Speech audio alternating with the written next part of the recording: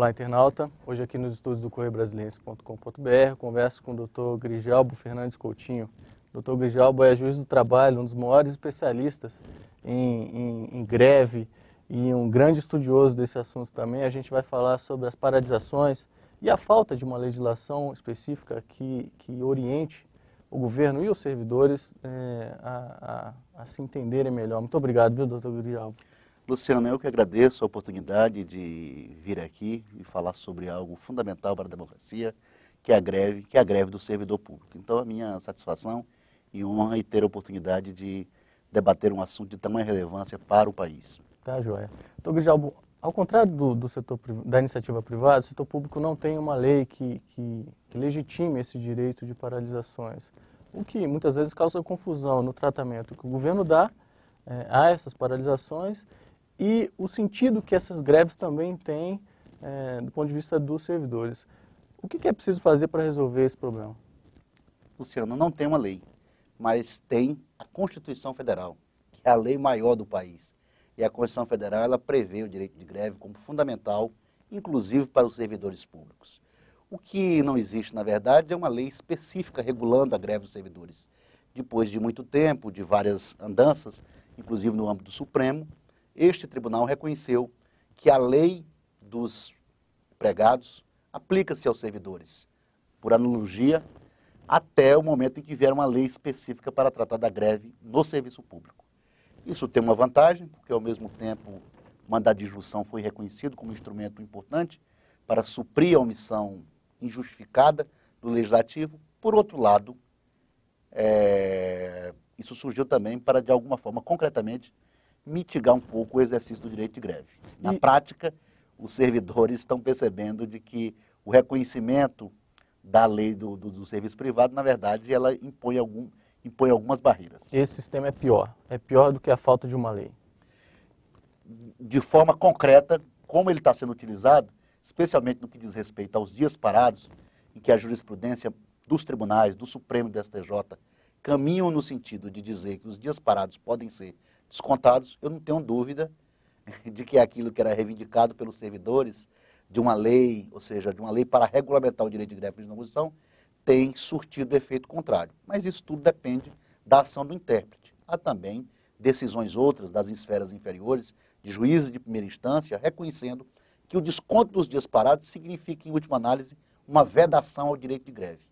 Há uma outra posição dizendo que isso vai depender, por exemplo, da greve ser abusiva ou não, ou da justiça da greve, mas a posição que está se firmando majoritariamente no STJ e no Supremo é no sentido de permitir o desconto dos dias parados, o que me parece algo que afeta o direito de greve, na minha compreensão. Agora, doutor Grijalbo, eu conversei com o ministro Paulo Bernardo na semana passada e ele me disse ser favorável à tese de que nas áreas consideradas essenciais do Estado, o servidor fica proibido de fazer greve. Até que ponto isso é legítimo e até que ponto isso também está respaldado pela lei? Não é legítimo, nem é constitucional.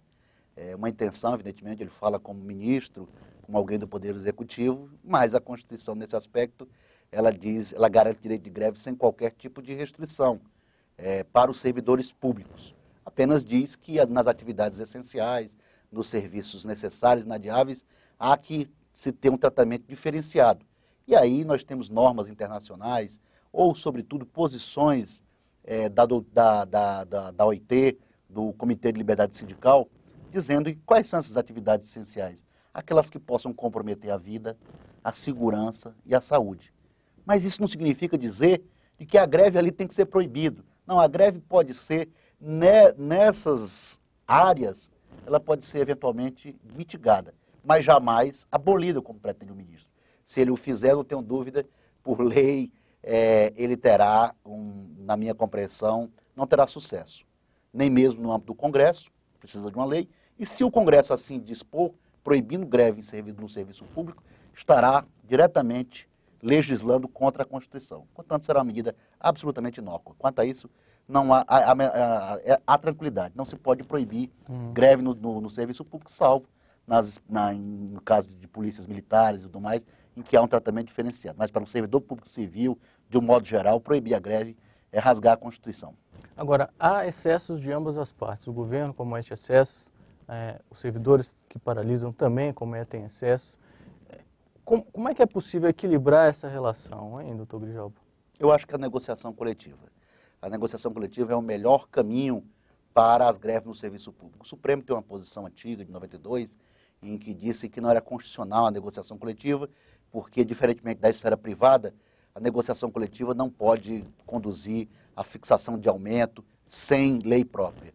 Ora, mas nós sabemos, em primeiro lugar, que a negociação coletiva ela pode redundar também no encaminhamento do projeto de lei. A negociação coletiva cuida-se da tratativa inicial. Então, nada melhor do que a negociação coletiva, que hoje, inclusive, tem respaldo. Tem respaldo hoje na Convenção 151, que o Brasil acabou de ratificar, foi publicada, inclusive, já, mas no Brasil, e que essa Convenção 151, dentre outras medidas, prevê a negociação coletiva. Nós temos que compatibilizar essa negociação coletiva, respeitando também o direito do Estado de fixar os vencimentos dos seus servidores por lei. Ou seja, numa negociação coletiva, as partes debateriam intensamente, abririam seus números, mostrariam a justiça ou não das reivindicações, inclusive para a sociedade. Então, nada melhor, eu acho que não precisa mais de lei, de nada. Nós temos hoje uma medida que o Supremo já reconheceu, que as convenções internacionais, elas têm o caráter supralegal, elas estão acima da lei, abaixo da Constituição, acima da lei. Portanto, nada impede de que as partes, os servidores públicos de administração, possam debater em negociação coletiva todas as suas reivindicações, inclusive salariais. Agora, o encaminhamento depois para o Congresso de um projeto de lei, isso se daria depois de um amplo debate, porque aí nós observaríamos, inclusive o poder público, qual a justiça efetivamente dessas reivindicações, se todas são justas ou se são justas em boa parte, com abertura, sobretudo, dos números. E hoje nós temos um elemento que favorece ainda mais isso, que é a resolução 102 do Conselho Nacional de Justiça no âmbito do Poder Judiciário, que diz que os órgãos do Poder Judiciário devem divulgar todos os meses a relação dos valores pagos a servidores do Poder Judiciário em todas as suas esferas. Isso é muito importante porque preserva, evidentemente, a intimidade, porque o nome do servidor não é divulgado, mas os valores são divulgados, os valores em sua totalidade, compreendendo vantagens pessoais e várias outras levas. Portanto, eu acho que nós estamos no caminho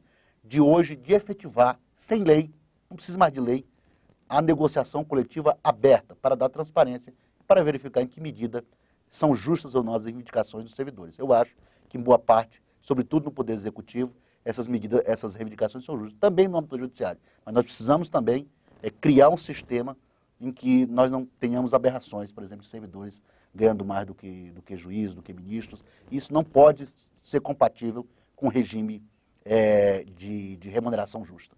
Tá legal. Doutor Grijalbo, muitíssimo obrigado, viu, pela sua presença aqui hoje. Eu que agradeço a oportunidade de vir aqui e estarei sempre à disposição dos ouvintes, dos leitores do Correio Brasiliense. Tá legal. E a você, internauta, muito obrigado também e até a próxima.